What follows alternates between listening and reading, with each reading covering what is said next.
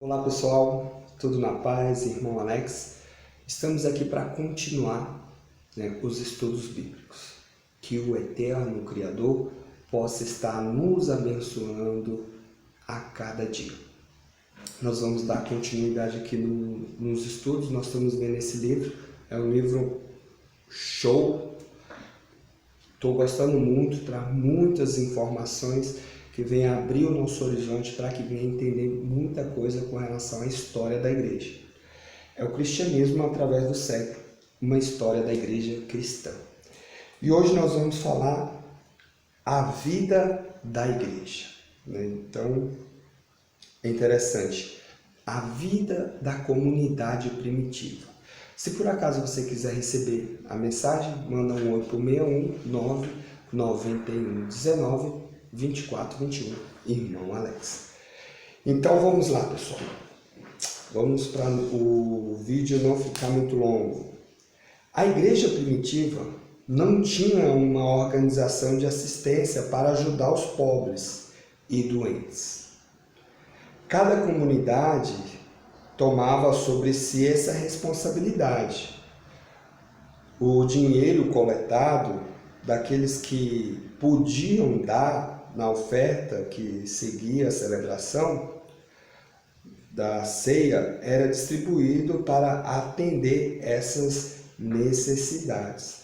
Então, algumas pessoas, quando eles se reuniam ali, nós estamos falando da igreja primitiva, no primeiro século, eles levavam alguns mantimentos ali para poder distribuir para as outras pessoas que estavam passando por algum tipo de dificuldade. Nessa questão aqui, vamos continuar. Paulo também mencionou a prática de coleta e doações dos irmãos no primeiro dia da semana, que está em 1 Coríntios 16, do capítulo 1 ao 2. Essa coleta aqui, em especial, que o autor traz, por quê? Porque lá em Coríntios, ou lá em Jerusalém, os irmãos estavam passando necessidade, estavam tendo uma fome lá no período. Então os irmãos estavam passando necessidade lá. E aí Paulo pediu para que os irmãos de Coríntios, os irmãos de Gálatas também, ajuntasse ali donativos, alimentos, para que ele, quando ele fosse para Jerusalém, ou alguém fosse para lá, para levar para os irmãos que estavam passando dificuldade. Então, esse registro é algo específico que aconteceu naquele momento. Não é que todo domingo o pessoal tinha que levar, não. Foi nesse momento. Vocês vão ajuntando aí, conforme a necessidade de cada um, quem puder doar, e quando eu for para Jerusalém, eu levo lá para os irmãos, que está em 1 Coríntios 16, do 1 ao 2. Se você ler ali, você vai entender que o que aconteceu foi esse episódio. A comunidade, os diáconos deviam então ajudá-los para cuidar daqueles que passavam por necessidades. Então existia nas comunidades pessoas que ficavam vendo ali que ele estava passando por dificuldade para poder estar ajudando. Hoje acontece isso? Tem que ver, Tem algumas igrejas, comunidades que infelizmente não ajudam os membros, os irmãos ali que faz parte da comunidade. As mulheres das igrejas também ajudavam essa obra de caridade fazendo roupas para os necessitados, que está em Atos capítulo 9, verso 36. A comunidade não atacou a instituição da escravatura diretamente. Possuir escravos também não era proibido aos cristãos. Entretanto, o cristianismo minou aos poucos a instituição da escravatura, a recordar ao Senhor e ao escravo cristãos que eles eram irmãos em Cristo. Tem uma passagem que fala sobre isso, Filemão. A diplomata carta de Paulo a Filemon, na comunidade de Colossos, dá a impressão de que Filemon, como cristão sincero, não podia deixar de outorgar ao Oníssimo a sua liberdade. A comunidade primitiva insistia na separação das práticas pagãs da sociedade romana, mas não insistia na separação dos vizinhos pagãos em relação às relações sociais que não fosse prejudicial. Então, interessante que no período em Roma, tinha muitas práticas pagãs. Isso é histórico. E você vê muita exortação com relação a isso, com relação às práticas pagãs. Realmente, Paulo permitiu, por inferência, o convívio social não comprometesse o sacrifício e os princípios cristãos. Que não comprometesse ou sacrificasse os princípios cristãos. Então, em 1 Coríntios, capítulo 5, verso 10. Do 1 Coríntios, capítulo 10, do verso 20 ao 33. Ele mesmo exortou, porém, a separação total de qualquer prática que pudesse estar relacionado à idolatria ou à imoralidade pagã. É interessante isso aqui, pessoal, que você vê, de fato, essas cartas do Novo Testamento, algumas pedindo para o pessoal tomar cuidado muito com as práticas pagãs e com a idolatria. Por quê? Porque o Império Romano era cheio disso. Era cheio de templos pagãos, o negócio lá era triste mesmo. Vamos continuar. O cristão deveria seguir os princípios de não fazer nada que prejudicasse o corpo do qual o Messias era o Senhor, que está em 1 Coríntios capítulo 6, verso 12. Não fazer nada que impedisse as pessoas de se aproximar de Cristo ou desviasse outros cristãos mais fracos. Entendeu? Aqui, não fazer nada que viesse fazer com que as pessoas, impedisse as pessoas de chegar a Cristo. Nós vimos no vídeo passado que eles já estavam criando práticas, por exemplo, só quem podia participar da ceia, quem era batizado. Eles estão criando impedimento para as pessoas chegarem até Cristo. Isso tem cartas mostrando que não era para fazer isso. E, posteriormente, fizeram isso.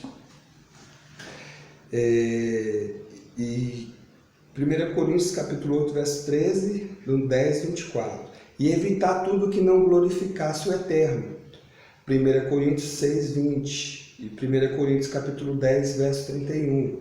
Esses princípios proibiam a frequência de teatros, estádios, jogos ou templos pagãos. Interessante, pessoal, que lá os irmãos do primeiro século ali, eles foram orientados a não participar desses locais. Por quê? Porque aquilo lá eram práticas pagãs que eles participavam lá dentro. Apesar dessa atitude de separação moral e espiritual, os irmãos estavam prontos para cumprir suas obrigações cívicas de obediência e de respeito às autoridades constituídas. Pagamento de taxas e de orações pelas autoridades, como o próprio Paulo exortou. Em Romanos capítulo 13, verso 7, e 1 Timóteo capítulo 12, verso 1 ao 2, Até mesmo por orar pelas autoridades, essas coisas assim. Eles eram excelentes cidadãos, os cristãos lá do primeiro século, desde que não impedisse para violar os preceitos do Eterno. A maior autoridade a quem devia a obediência absoluta. Então, para os irmãos ali do primeiro século, eles não deveriam proibir deles cumprir os preceitos do Eterno, porque para eles era a autoridade maior. E você vê que no decorrer da história foram criando leis, criando muitas coisas que vai contrário aos preceitos do Eterno. E aí nós temos que tomar muito cuidado para que nós não venhamos estar praticando isso. A comunidade primitiva incluía os pobres, a classe média baixa e um número menor de ricos e nobres. Ela era mais forte nas cidades e estendia na Espanha e na Índia. A pureza de vida e amor e a coragem da comunidade primitiva em permanecer fiel e morrer, se necessário, para defender seus princípios, exerceram um impacto tão grande sobre a sociedade pagã de Roma imperial que se passaram apenas 3 séculos depois da morte do Messias, até que Constantino reconheceu a importância do cristianismo para o Estado, chegando ele mesmo a convocar e presidir o Concílio de Nicéia. Então aqui, pessoal, terminamos já a informação, mas eu vejo problemas. Por que, Alex, você vê problemas? Quando você vê o Constantino, o imperador, vendo a importância do cristianismo, né, para o Estado, e ele diz que se converteu e decretou, né, o cristianismo a religião oficial do Estado, aí acabou. Já vinha com algumas práticas antes de decretar o cristianismo oficial, né, a religião oficial do Império Romano. Antes disso, as coisas já estavam dando para o lugar errado, né? E aí, quando chega aqui, aí acabou tudo, né? Aí entrou muitas práticas pagãs. Os templos pagãos que era proibido naquele período, que Paulo exorta os irmãos a não ir, já foram os locais onde as pessoas estavam se reunindo para adorar o Criador. Então hoje você vê, se você for pesquisar, você vê os próprios sacerdotes hoje da igreja católica, histórica, eles citam claramente, não esconde, que na igreja existem doutrinas pagãs. Né? Então, o nosso objetivo é tentar limpar, né, essas doutrinas, esse fermento que faz com que a gente se afasta do Eterno. Você olhar historicamente, o povo judeu lá sofreu muito, por quê? Por causa da desobediência. Por quê? Por causa da idolatria, por causa de se relacionar com outras doutrinas pagãs. Então, Jesus veio, né, Yahushua ensinou para os seus discípulos, e de uma forma histórica aí, você vê que as coisas não andaram no caminho, mas nós podemos, né, a cada dia buscar, nós temos o conteúdo histórico para nós vermos aquilo que de fato agrada ao Criador e daquilo que não agrada. E buscar, né, ter coragem, tem que ser homem, tem que ser mulher para tomar atitude e buscar a viver da forma correta, da forma que o Mestre ensinou para os seus discípulos. Beleza?